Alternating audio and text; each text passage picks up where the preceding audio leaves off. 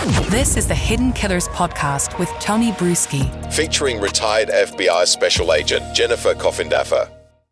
The Suitcase murderer, her name is Sarah Boone. She's the one who thought, you know what? Let's play hide and seek. Let's drink a bunch of wine and let's put you in the suitcase, and then I'm going to taunt you and fall asleep and never let you out, and then take no responsibility for any of it. Joining me to discuss, Jennifer Coffindaffer, retired FBI Special Agent. This case is going to be, well, hopefully going to trial sometime soon if she finds her attorney after putting this lovely letter out to the world. Inmate seeks attorney. Looks like a circus, ad like you'd see on the side of a pole somewhere. Looking for a prosperous challenge, ready for your close-up on national television? Are you zealous with a side of keen? Show the world who you are with your original creativity, extraordinary expertise, confident integrity, and it goes on and on and on. And then, of course, her inmate number and where to reach her. What the hell do we have going on here? You know, she missed her calling. Yeah. Her calling should have been in advertisement. Because I truly believe this was quite clever, and her wording and everything. And obviously, this is so unique. She's gone through 8 attorneys. She's looking for number 9. I think that if she does have to represent herself throughout this trial that's going to be coming up here pretty soon, I don't know about what this is going to lead to in terms of the Sixth Amendment. Obviously she's really not capable, but the judge's hands have been tied. I mean, this is just, in my opinion, she's just bleeding the system for time and just putting off the inevitable, which is likely going to be a guilty verdict. And I think she's just pushing it off by firing all these attorneys. That's one of those things you wonder, and like a crazy thought that, I mean, I've wondered sometimes, like, what if someone just kept firing their attorney over and over, or just saying, I can't work with him, or making the attorneys quit? What would happen? We're seeing that in real time. This is exactly that scenario. But ultimately, she's not going to win. I mean, this isn't going to end well for her. You can't just indefinitely go through, attorneys and hope that the trial just keeps getting pushed and pushed and pushed. It's kind of like hacking the system to a certain way. And that, like exactly what you said, Sixth Amendment issues here. Are we going to run into a serious appellate issue here if she does try to represent herself and fails and then gets, convicted on these charges? Yeah, I think it's a real issue, but what do you do in a situation like this if you're the judge? Yeah. I don't know what the answer is. Maybe somebody will answer this cleverly worded ad that does want to seek the limelight, that's fresh out of law school, that, wants a challenge and that has a lot of patience. But again, my belief is this really is about an overall scheme by Sarah Boone to put off the inevitable. I think that's what we're seeing here. That's my belief. So I don't think there's anyone that can be appointed that she's going to get along with for this reason. I feel anybody who answers her ad, I think that's the thing. No matter what, there is no level of patience. I think she'll just disagree with anybody, no matter what, and push everyone away over and over and over again.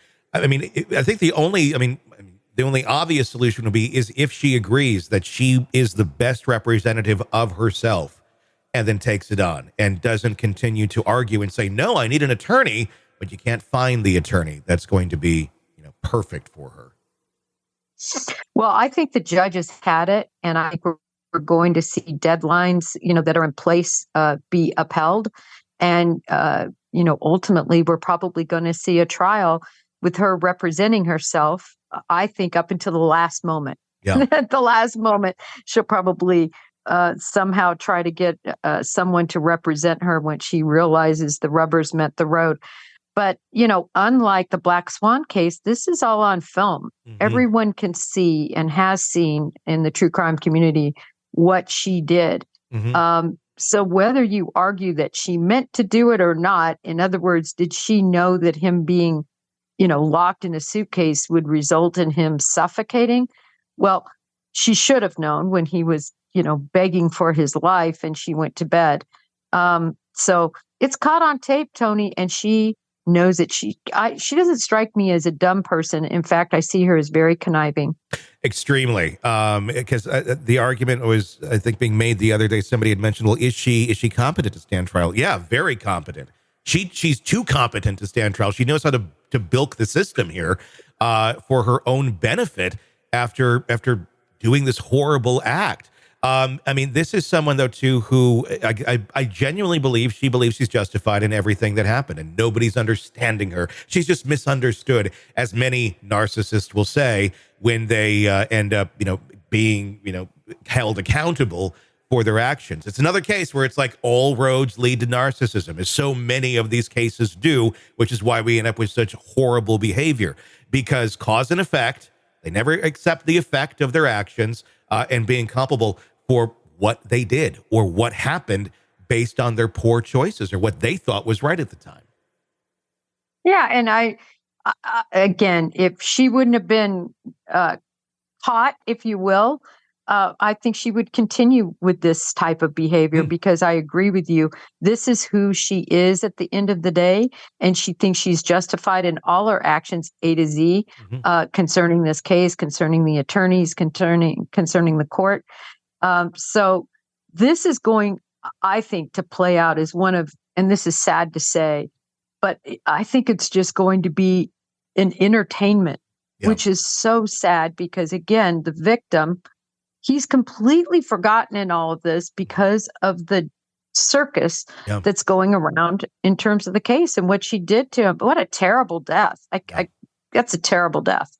It is. I can't imagine. Other than like drowning. But essentially that's what's happening. You're being asphyxiated in that suitcase, slowly but surely. And it's a horrible way to die, but you're exactly right. It is a circus. She's been making the posters for the circus. We'll see if anybody buys a ticket to join her circus train. That'll be interesting to see.